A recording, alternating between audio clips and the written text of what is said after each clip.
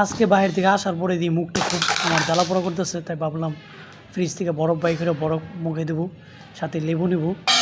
তারপর আমি সেই একদম ফ্রিজটা খুলে নিলাম, খুলে নিয়ে বরফ ছিল ফ্রিজের ভিতরে, এটা বাই করলাম। লেবু আসছিলো একটা, এটা নিয়ে তারপর কাটা শুরু করলাম।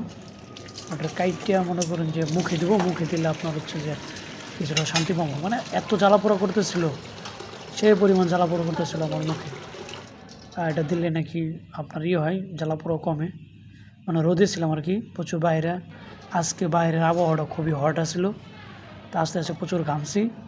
আমার পরে দিয়ে যে ফেসটা খুব জ্বালাপোড়া করতেছে। তাইলে এই যে ফেরে বরফ নিয়ে নিলাম, বরফ জমা আসলো, সেই একের মুখে দিলাম। শান্তি, মানে সেই এই কিন্তু সেই ফিল, এই ফিলটা সেই একটু ঢইলে মুইলে লইলে ভাই ভালো লাগে। সেই আপনারা বাসায় ট্রাই করেন, পাইবেন। তো ব্যাচেলার ভাই কেউ বাসায় ছিল না, আমি মনে করেন যে একা পাইয়া আরামসে করে নিলাম এই কাজটা। সেই ঠান্ডা কিন্তু বিষয়টা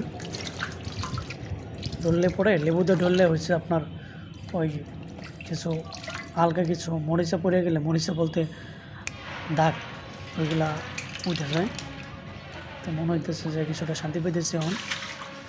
যাই মুখটা মুইছে নিয়ে এখন মুছলেই পরে কিছুটা মনে হয় হয়েছে।